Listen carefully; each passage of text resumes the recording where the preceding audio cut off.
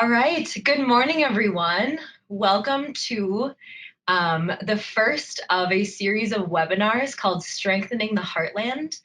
My name is Dr. Jennifer Lundgren, and I will be kicking off this webinar series talking about the history of opioids, sort of this whole opioid epidemic, kind of what you should know about how it was created, and kind of this really important question of why should you care?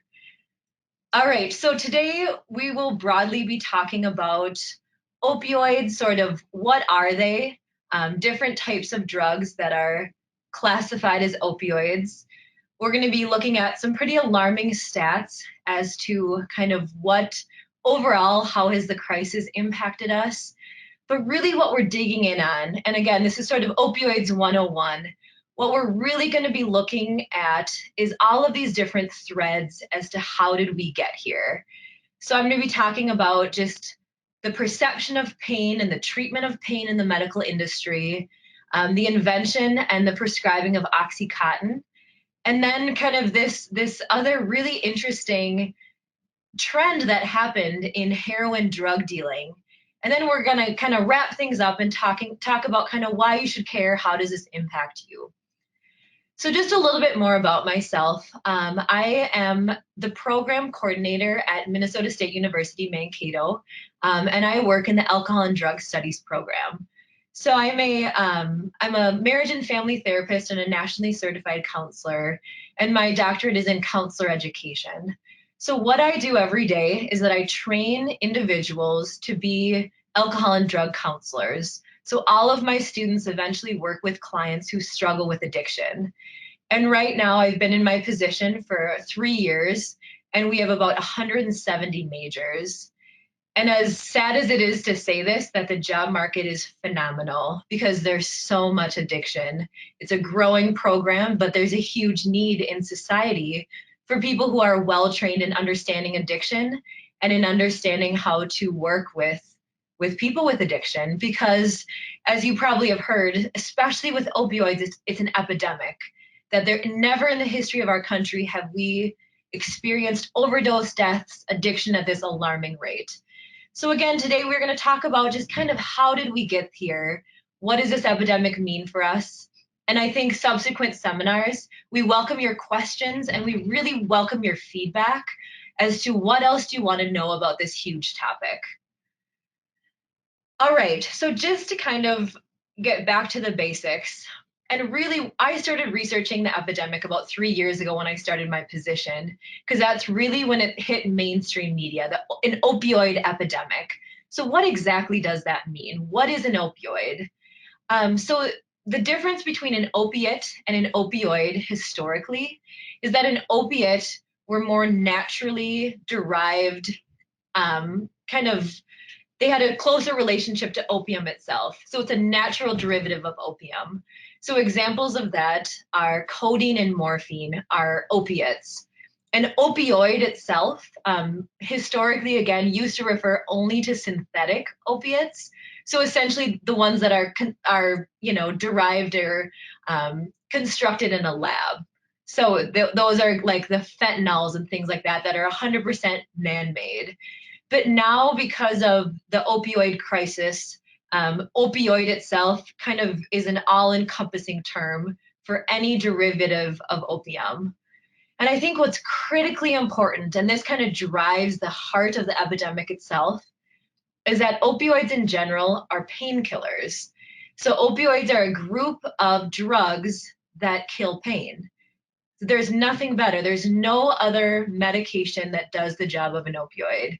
If you have pain, whatever it's for, opioids are what you get treated with. And I think the other really important thing to understand about this class of drugs is that opioids don't just treat physical pain. And I think that's what a lot of users who were prescribed them started to realize, is that even emotional pain, even mental pain, even stress, they provide this relief. They provide this numbness. They provide this escape from any sort of pain. And again, if you think about that benefit to people, that's a really big draw. That's a really big reward. So again, just keep that in mind. This is a whole class of drug that numbs pain. These aren't stimulants. These aren't depressants, these are painkillers. All right, so these are just some examples. Again, it's just sort of nice to know this. Even if this is review, I think it's just, okay, methadone and oxycodone and fentanyl, those are pure synthetics. Heroin is a semi-synthetic. So that was derived from morphine, but also kind of a few acetyl groups were added. So it's half synthetic, half natural. And again, just because it's natural does not mean it's healthy, doesn't mean it's organic. Morphine is not necessarily good for you. But again, it's just sort of more closely related to the opium poppy. So these are some examples of just opioid medications in general. All right, so why is this a crisis? What are kind of the stats behind it?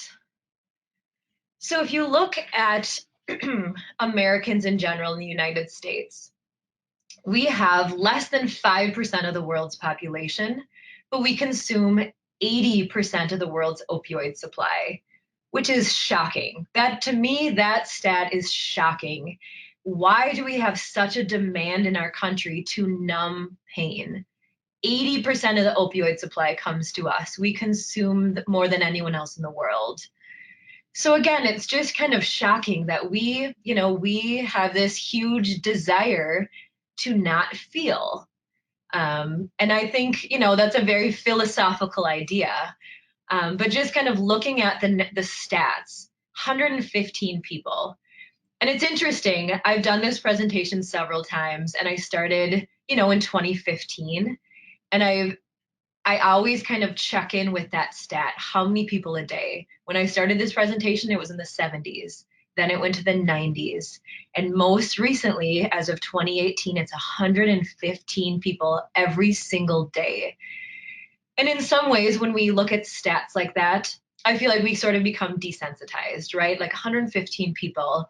But if you really think about how many people that is and how many lives that each individual touches and sort of the ripple effect of that, that's 115 funerals every single day that families have to plan for their loved ones. That's all of their families and friends and communities who are grieving people's lives being lost. And I think that it's really important that we don't sort of just become numb to these stats and we still understand that those are people. So the peak of the opioid overdose numbers was in 2015 when it killed more than 33,000 Americans. And this, again, of all the epidemics that we've faced in our country, we've had, we've had cocaine epidemics, we've had meth epidemics, we've had opioid epidemics in the past, which we'll talk a little bit more about. But this is the worst of them all. We've never in the history of our country experienced an epidemic to this extent. So it's the largest number of overdose deaths recorded in our country. And that's just kind of a snapshot. We can look more in depth at these stats, but that's kind of a snapshot of what the crisis means specifically. All right, so I think it's important to understand kind of how have opioids played a role in our society. And like I said, we've had opioid epidemics in the past, which is really interesting to think about, is that in some ways this isn't new. And if you understand drugs, what's important to understand about drugs themselves is that never in the history of the world have we had a drug-free society, ever. And opium is one of the originals. Most drugs are derived in some way from plants, right? Like the coca leaf and marijuana and the poppy. These are naturally occurring in nature, right? So they're derived from plants. So essentially, every civilization that's been documented has had access to the poppy. We look at Assyrians, we look at Sumerians, even kind of before language was invented, which I think is super interesting, that in hieroglyphics of caves, even the first types of symbolic language, that they reference something called a joy plant that scholars have been able to kind of sift out of their markings on the wall. And they're saying that's the opium poppy. So ancient civilizations have cultivated this plant, have understood the benefits, and have used it in a variety of ways. Everything from treating everything like pharmaceutically, spiritually, and even recreationally. And again, I think that's just really important to understand, is that this isn't necessarily new. But the strength and the amount and the doses is really what has increased throughout society. The other interesting thing is that the dangers and the addictiveness has been documented as well. So ancient civilization sort of knew that this could be addictive, and they knew that it could cause sorrow and pain. But in some ways, the benefits outweighed those costs, and it was still utilized. So in the early 1800s, this chemist, Sir Turner, essentially isolated the sleep inducing properties from opium. And all of these old school chemists used to just test their products on themselves. So when he used it, he felt like Morpheus, the god of sleep and dreams. And that's what he named this drug, morphine. So morphine itself is 10 times more potent than opium. So this is the first time we're sort of upping the ante with opioids. Morphine is invented, is isolated, is discovered in the early 1800s. This is really important to understand, is that the morphine itself was critically important at this time. If you think about just historical medicine, anesthetics, antibiotics, not like they didn't have those back then. So especially in war, very, very important that morphine is used, because they say that, doctors, wartime doctors who are in the trenches, they had nothing to give soldiers who might have had limbs amputated, who were dying in filthy conditions. They say that a doctor's toolkit during this time consisted of a saw for amputations and like a wire cutters for cutting tendons, and that's it. So all of a sudden, when morphine is invented, this is a huge, huge deal. Is that soldiers who are dying on the battlefield, who are injured, who are, kind of in agony and filth, that they can die and feel relief from their pain.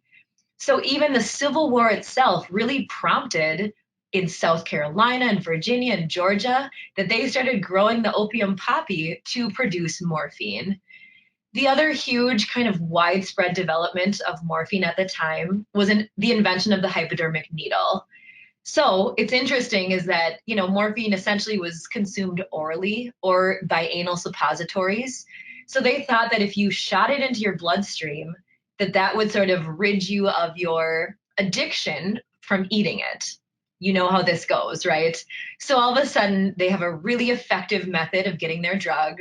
It goes through the blood-brain barrier. The effects are, much more rapid. The tolerance develops.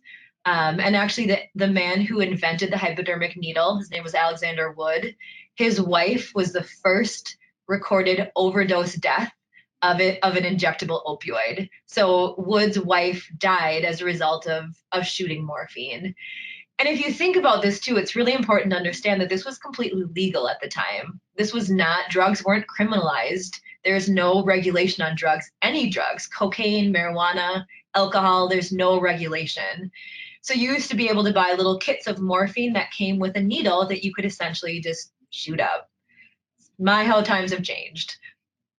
Um, so in the late 1800s, they're starting to see that morphine is becoming addictive. And as the previous slide said, it's addiction is almost like a soldier's disease, because so many soldiers, consumed a lot of morphine, came back into society still having that dependence. So addiction itself was a soldier's disease because hundreds of thousands of soldiers were dependent on morphine. So in the late 1800s, they're trying to find a non-addictive solution. So this individual, this was in Germany, he added a few more acetyl groups, and he called it heroin.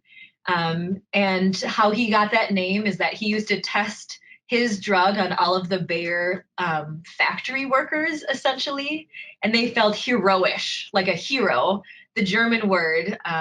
So that's how the name heroin got its name. So heroin comes on the market as the non-addictive alternative to morphine.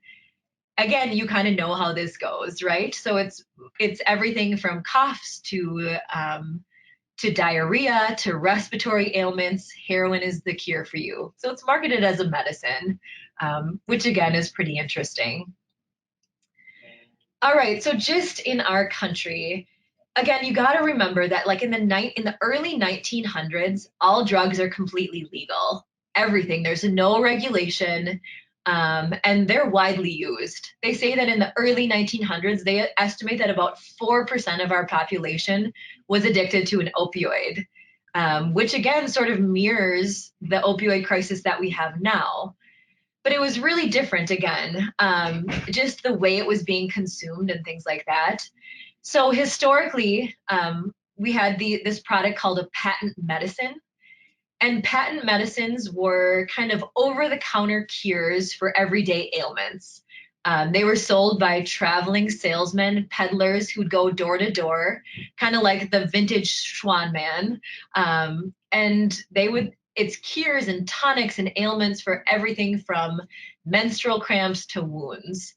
So, what happened with these patent medicines is that they had high amounts of alcohol, high amounts of opium, high amounts of cocaine, and there was no regulation. So, during this time, the typical opioid addict was like a middle-aged white housewife who had access to these types of products. Even there is a product called Mrs. Winslow's Soothing Syrup, and it was used for infants to stop their teething pains. And now, when they look at the ingredients, it had copious amounts of opium, which again, I'm sure those infants slept super well, but it's, again, it's dangerous and unregulated. So another kind of a huge trend during this time is that hundreds of thousands of Chinese were brought to America to help build the railroads. And with them, they brought from the old country this practice of smoking opium. And really what's interesting about how society responds with drug laws is when people that they don't trust start using it, that's when they become suspicious. So when the Chinese start smoking opium, they have these places of opium dens where it's almost like a bar where they have a drink, they smoke a pipe, and they just sort of, unwind. All of a sudden, society starts being suspicious. And we respond with the first policies that start to sort of criminalize drugs. And due to that, and it wasn't just, it was with cocaine, it was with marijuana, it was with opium. All of a sudden, 1914 is the first law that we invent that kind of, first we started taxing it and then we start criminalizing it. So what happened is that hundreds of thousands of people started going to prison for their addiction. And in 1935, they essentially had to respond to prisons being overcrowded, and they opened up 1,000-acre treatment center / prison in Lexington, Kentucky, and it was a narcotic farm. It's fascinating. There's a lot talking about like the history of opium, but this is a really interesting kind of niche that we responded to the market with. And it was open for 40 years. And really, at this place, they did a lot of research on different types of opioid replacement therapies. And this is where they really started to research methadone, and kind of how do you help people quit their heroin addictions. But eventually, with the LSD stuff in the 70s, with the CIA doing a lot of research on LSD, they realized that the testing wasn't necessarily ethical and it was shut down. And it's actually a prison now today. But again, I just think it's really important to understand where we've come from and how opioids have played a role in our society. And again, the opioid epidemic itself has already happened. And I think that's really important to know as well. All right, so how did we get here? So I'm going to go over kind of these different threads that all kind of happened at the same time. The first one I'm going to talk about is this really important study that happened in the early 80s. And at the same time, how we started perceiving and treating pain really differently. Another thread is this invention and overprescribing of Oxycontin. And then this fourth thread is heroin. So I'm going to describe all of these to you and hopefully kind of tie them up all together and show you really how this kind of exploded into the crisis that it is today. All right. So due to, the knowledge that opioids created a dependency, doctors have always been pretty conservative with their prescribing. Really, opioids have been reserved for terminal illnesses, for really like used with caution for cancer patients, for people who are dying. It's a way for people to die, with as little pain as possible, with as much dignity as possible.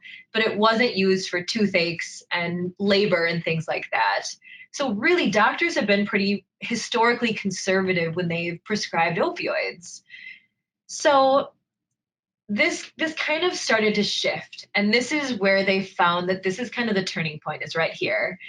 There's this man named Herschel Jick, who really documented just drugs and their effects. That's what he kind of did, just kind of on the side. So he was curious about just any data that said patients who were given narcotic painkillers, how many of them developed addictions. So he had a lab assistant look at that data. And what he found, again, it's not a study, it's just kind of records of what the hospital had. Out of 12,000 patients that were given narcotic painkillers, they found that 4 developed an addiction. Okay? So what's important, if you do any sort of research at all, it's really important that it's done with a control group, is that you really be as specific as possible in defining your terms. So this was not a scientific study. These are all patients who are in the hospital, given medical doses by a prescribing professional.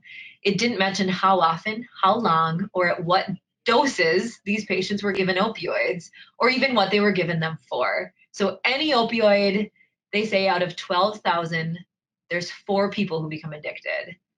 And this really simple, his secretary literally typed up a paragraph. So again, this isn't even data collection that we have today, sent it off to a pretty prestigious medical journal with the title Addiction Rare in Patients Treated with Narcotics. And this study will resurface. I'll just tell you that. So again, you know the context of it, 4 out of 12,000, not a real study. So this is Porter and Jix. So again, around this same time, they're starting to kind of shift in the medical community. They're saying in these international conferences on pain, there's doctors who have been in third world countries who say that they see thousands of people who are dying in agony without proper medication. There's doctors speaking of doing thousands of cordotomies, which essentially is cutting nerves in the patient's spine. He's saying, we're having these chronic pain patients that I'm doing these procedures in that are just barbaric. Can't we be doing anything better? So really, doctors are seeing this as cruel and inhumane, and they need to find a better solution as to how to treat pain. And they're saying, come on, you guys, it's our Hippocratic oath that we help people. We've got to be doing better.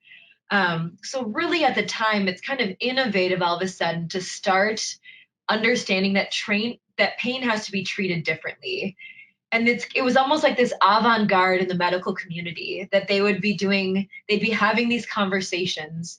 And it was really in Salt Lake City, Utah, that was kind of like the home base for these conversations. They're saying we've got to do better, that chronic pain is real, it has to be treated, and it's our job to do it. We got to kind of stick with the times and not be such prudes, essentially. So this is kind of a turning point as well. So in 1996, the president of the American Pain Society said in a speech, like, if we treat pain with the same sort of zeal that we treat the other vitals, then patients would be like, then this is more ethical, right? Then they would have better care. And that's our job to do that. So if you think about the other vitals, it's respiration, it's body temperature, it's pulse, things like that. So what all the other vitals have in common is that it's a quantitative measure, right? If you take your body temperature, you get a number with it. You can't really like dispute that. So the difference with assessing pain is that pain is a very subjective experience, and that my pain is different than your pain, and your pain is different than your mom's pain, and that pain is very much based on environment and expectations and individual perceptions. It's a subjective experience. And the other difference about assessing pain is that there's no quantitative measure of it. It's literally, if you look at the slide again, it's your face from a smiley 0 to a grimacing 10. So, what happened, and again, and this is critically important in understanding kind of how we've gotten to where we are, is that all of a sudden in 1998, pain is the fifth vital sign. So every single patient, and this was adopted by an accrediting body of hospitals, like the Joint Commission of Hospital Accreditations. So all of a sudden, every provider has to assess pain in all of their patients. And that's how hospitals will stay accredited. So all of a sudden, they're assessing pain in and of itself for everyone. But the problem is that doctors don't have time to learn more about the pain. My pain's a 10, my pain's a 10, my pain's a 10, deal with it. If they have 4 minutes per patient, if they have a caseload, the average patient caseload of a primary care physician is over 2,000 people, with some being as many as 3,000. They're not getting a life history, they're not getting a context, they're not getting a story, they're not having time to look at other types of treatment modalities. What they can do is write a prescription. And guess what? That does the job, right? That gets it done. The patient is happy. It saves time. It seems like a win-win. And that's doctors feel good because the patient is happy. The other thing that's really important to understand about this is that a lot of times doctors get reimbursed based off of their patient satisfaction surveys. So if a patient is satisfied with getting a prescription, their pain is relieved, they will rate their doctor higher. Their doctor will stay in with a job. And I've talked to physicians who've come to different trainings that I've led, and they said, when I was in medical school, what we learned is to keep the patient happy. That is our job, because that is how we get reimbursed from insurance companies with good patient satisfaction surveys. So again, you're kind of seeing how this is all shifting. Kind of this McDonaldization of healthcare is having patients in and out. They're treating pain with everyone, and what they can do is give them a prescription. So pain as the fifth vital is a really important thread that kind of has led us to where we are today. The other thing that has happened, this is a really significant thing too, is that around the same time that pain is being assessed in everyone, like within a year or two, all of a sudden Purdue Pharma comes out with this revolutionary, non-addictive kind of answer to chronic pain. And it's called Oxycontin. Remember Bayer marketing heroin as non-addictive alternative to morphine? It's like history repeats itself.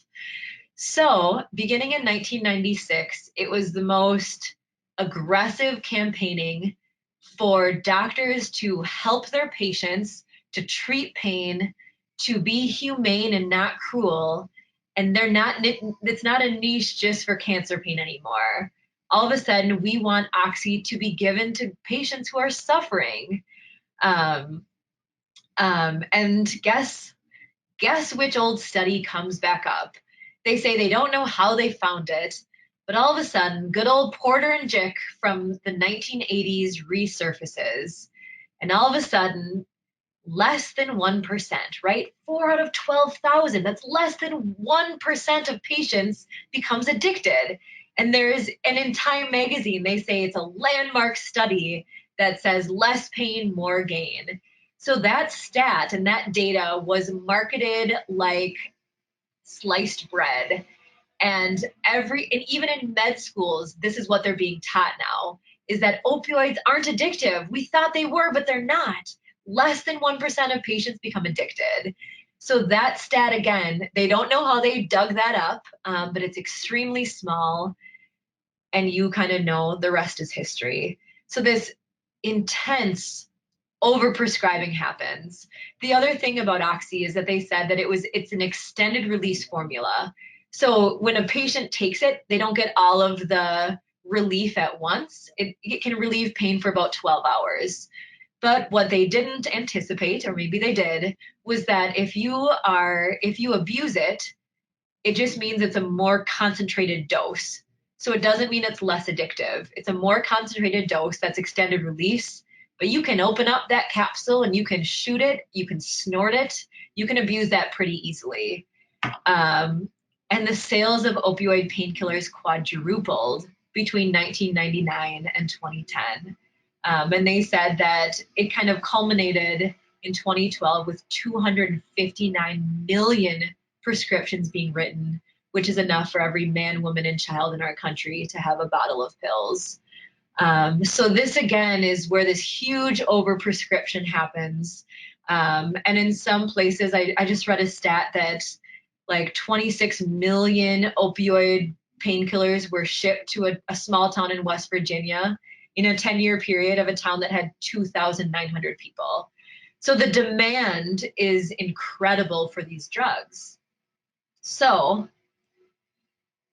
we like to say again that correlation does not equal causation. But if you look at the trends of prescribing numbers to fatal overdoses, both of them quadrupled since 1999.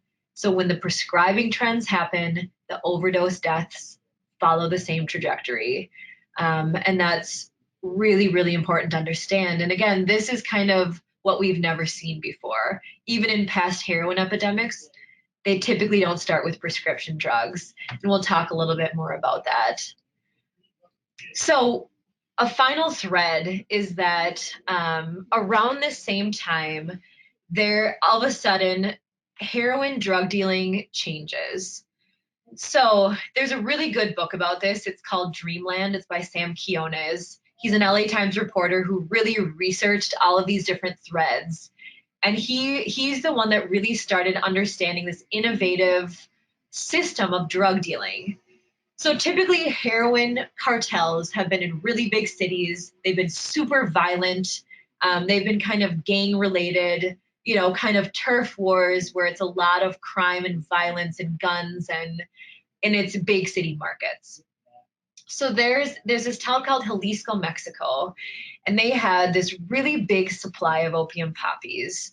So they started producing this really, really good quality heroin, really cheap, it's really pure, and they started smuggling it into America.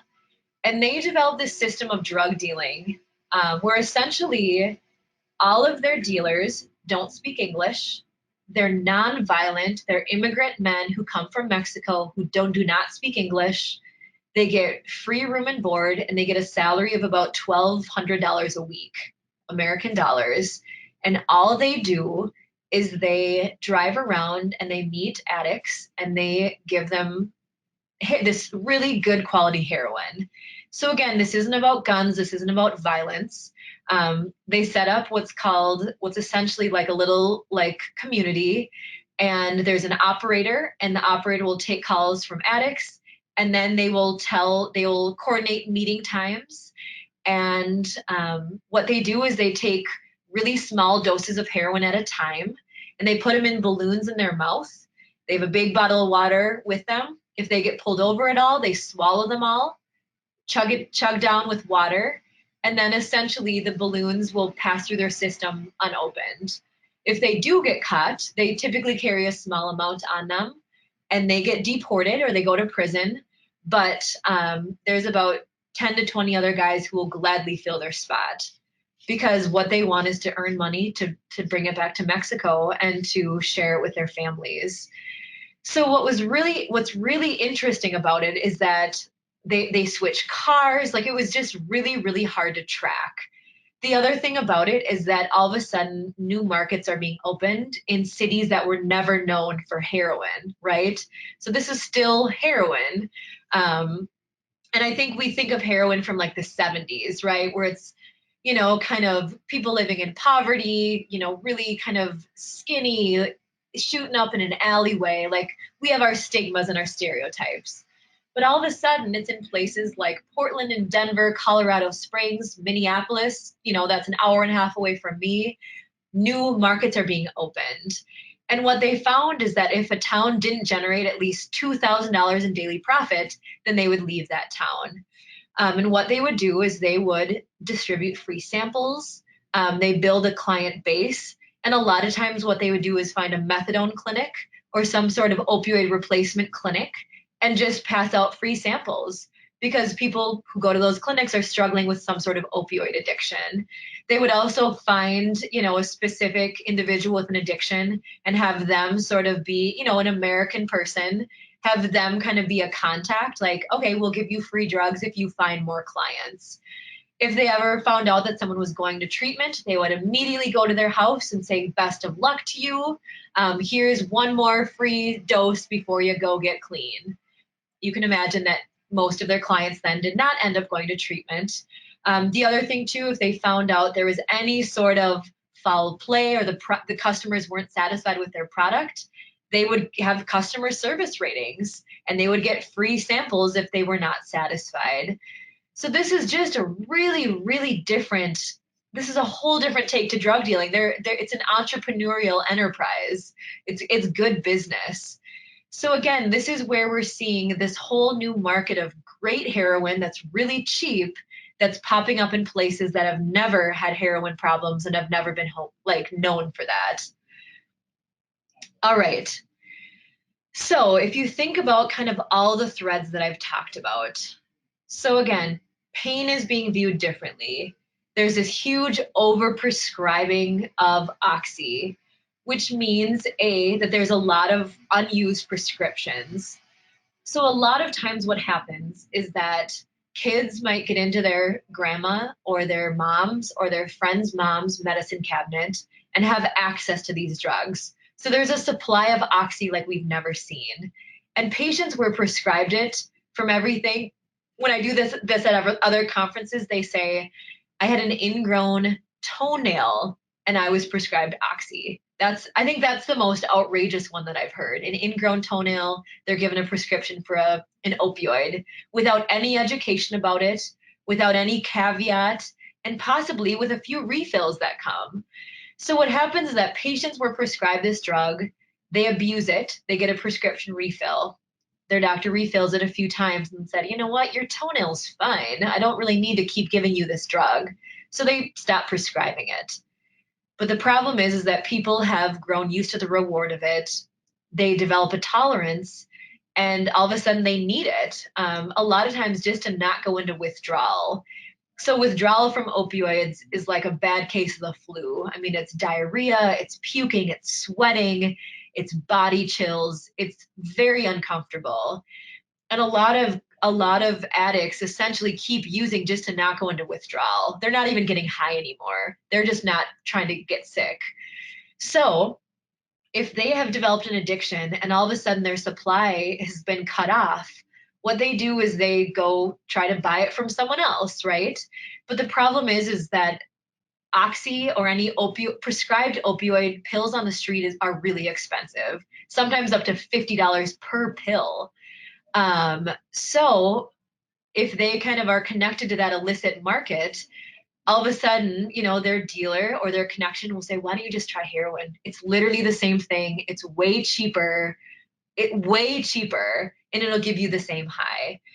And this again is where all of a sudden, kind of this whole group of people, this whole kind of, clientele of people who have never used heroin, of communities that have never worried about heroin, are seeing their kids, their loved ones, their parents becoming heroin addicts, especially once they start using it intravenously. And I've heard that story over and over and over and over again, especially in like the suburbs of Minneapolis. I had one student in my intro to alcohol and drug studies class. She's a freshman in college, right? She's like 19 years old. She personally knew of 9 people who had overdosed just from her connections, whether they were family members or friends, mostly friends.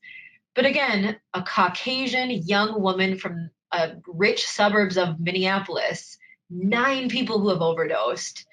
And this is a new trend for us because most heroin addicts of the 70s started with heroin.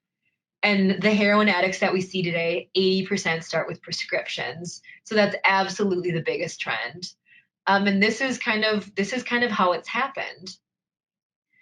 So what's really important to understand too about overdosing is that essentially opioids are basically like they mirror endorphins. So endorphins are natural painkillers that we have. And when our brain is flooded with an opioid, essentially what it does is it tells our body to stop breathing.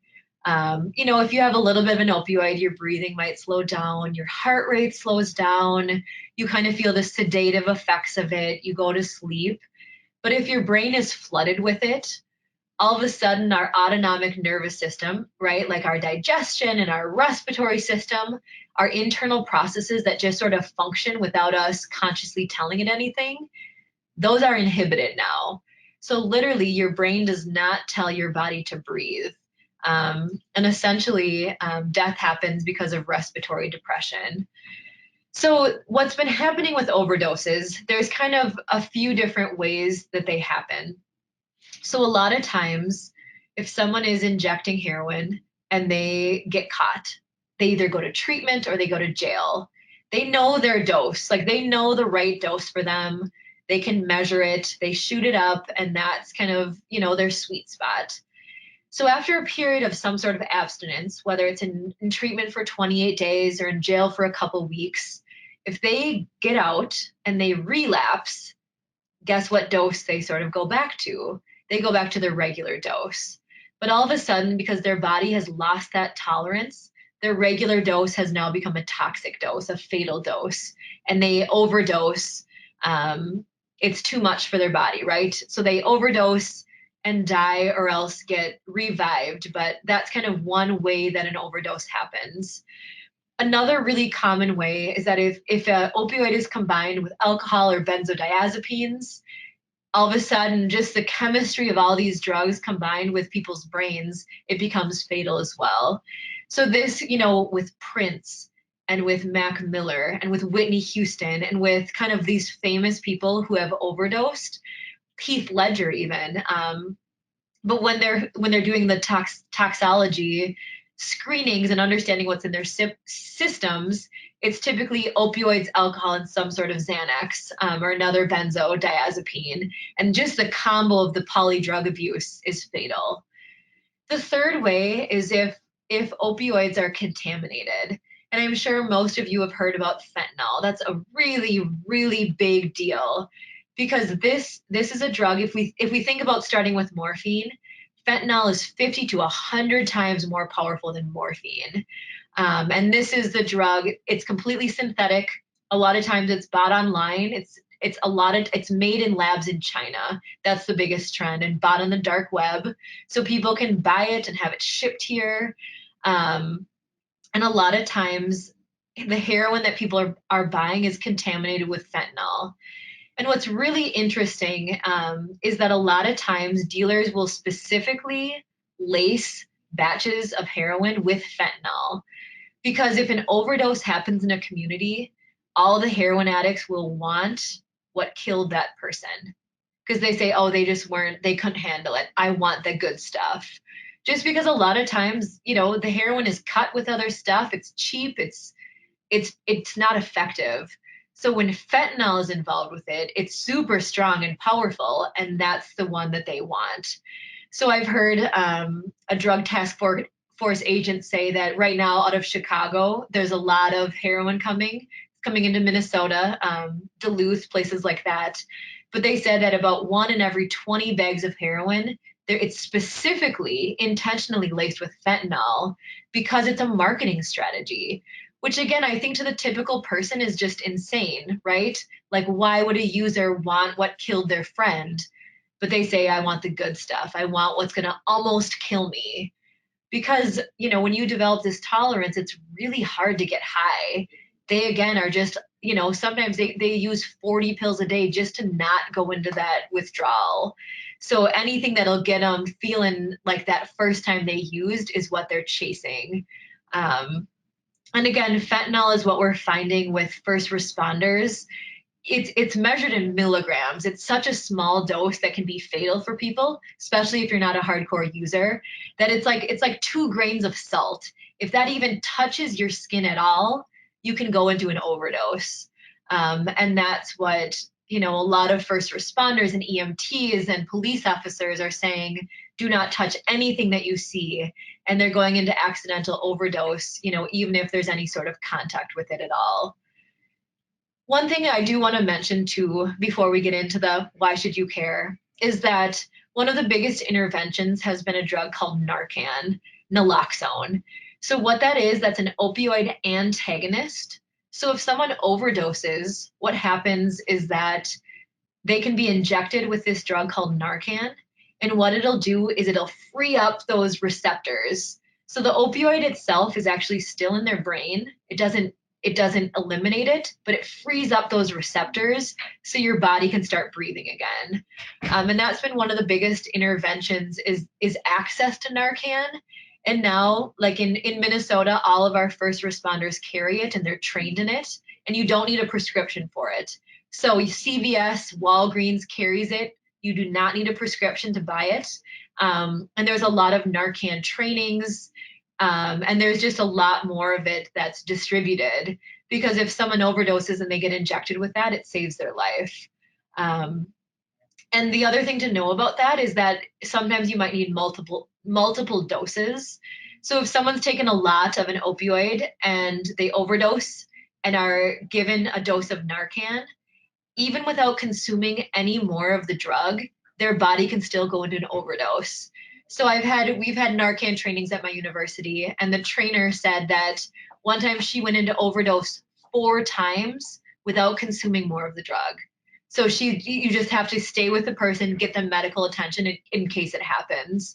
And she's overdosed a total of 7 times and is now dedicated her life to distributing and educating people about Narcan, which is pretty awesome. All right, so why should you care? And I think that hopefully, based on just describing the epidemic and describing kind of the impact of it, and it's impacted all of us, it's impacted every sector from physicians to lawyers to teachers to mental health professionals to addiction professionals. I was just talking about this week on Money Magazine, the opioid crisis is the cover because the financial community, they're saying that parents of people who are addicted are spending tens of thousands of dollars, are draining retirement accounts, are taking out second mortgages to pay for their kids' treatment. And it's sort of like, how do you financially plan for an addiction? That's kind of the extent of it, right? That it's costing $78.5 billion a year. And I hate to even make it about the money, but that's just a huge cost. Not to mention the lives lost. I just did a presentation on suicide and just the alarming suicide rates that are happening in our young people and suicidal ideation. And one thing they attribute that to is to having opioid addicted parents and that loss of that really deep, nuanced connection with others. Because if someone's addicted, they're not connected, they're isolated, they're not present for life. So what we're seeing is this huge disconnection in society. The other thing specific to South Dakota that I found is that in just May of 2018, that you guys had your biggest fentanyl bust in history, and that the amount of fentanyl seized was literally enough to kill half the population of your state. And that was a few months ago. I think the individual was from California who was busted. But to me, that's concerning because what that says to me is there might be a market in South Dakota, and where there's a demand, there will be a supply. So I'm just hoping that having the education and having the knowledge of all of this, hopefully we can come up with some really good prevention. So again, how I started this out is our society is in pain, is that opioids are painkillers, and never before have we seen this sort of demand to numb pain. And I've heard of other stats that just say that we in general, as connected as we are with social media, the most globally connected society ever, we're also the most lonely, the most isolated, the most obese, over medicated, in debt society that we've ever seen. And I think there's a lot of great regulations in place, especially for understanding the supply of opioids. Prescribers are now limited to about 3 days. There's disposal sites of additional opioids, and we've done a lot of awesome things. And hopefully, subsequent webinars can talk about those interventions and treatment things. But what I think is that we really need to understand our demand and why do we crave this numbness and this freedom from pain just for a little bit, and really to understand how this impacts all of us, our children, our families, and our communities. And hopefully it's my wish that all of us can sort of band together and connect, and to take a stand that we want to be present for the messiness of life and not have to kind of numb our way through it. So thank you so much for listening. I appreciate your attention. And I think at this point, for our last 10 minutes or so, we will open it up for questions. And I will also, if anyone wants to contact me directly, I'll put up my email. Feel free to ask me anything, mental health, education, field trends, whatever you wish. Thank you. Thank you so much, Jennifer. That was great. I feel like I learned a ton in a very short amount of time. Thank you. We will take your questions. If you have any, feel free to type them into the question or chat box that you see on your screen. We'll give it a few minutes here in case something comes to your mind. You will also get a link to this recording if you would like to view it again or share it with anyone else. And we're also happy to take your feedback if there are specific topics that you're interested in. We'll be doing more of these webinars, and so we'd really like to know what's important to you, what do you want to learn more about, and we're happy to create a webinar based on that.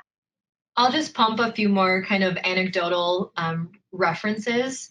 If you are interested in the history, again, and kind of the different pathways that I talked about, Dreamland is a phenomenal book, phenomenal. And Sam Quiones, again, he's an LA Times reporter, and he does a lot of speaking about the epidemic itself. He's the keynote at a lot of major conferences and things like that.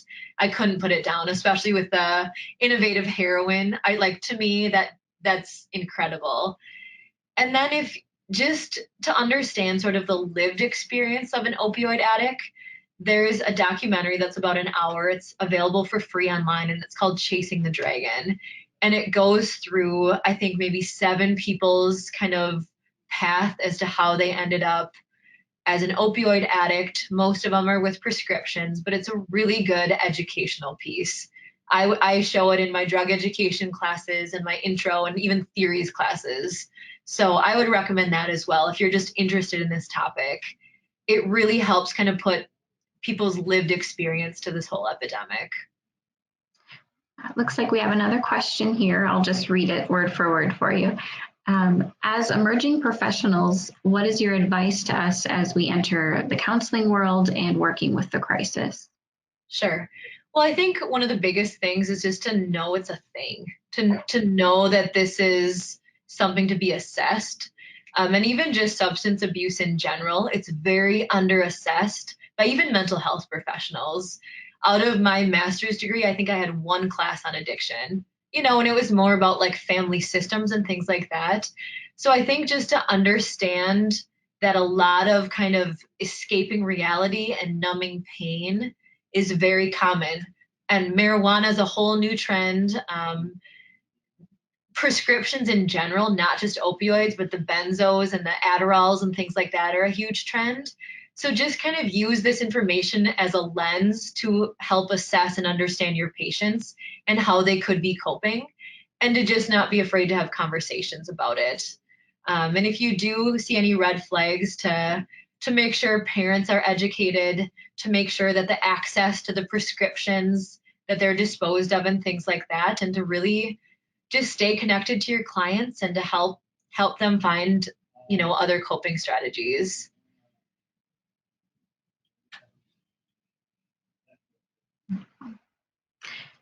If anyone else has any questions, feel free to type them in. All right. Well, if there's nothing else, thank you all again for attending. Thank you so much, Jennifer. This was wonderful. And we hope to see you all again at the next webinar. Thank you. Thank Take you. care.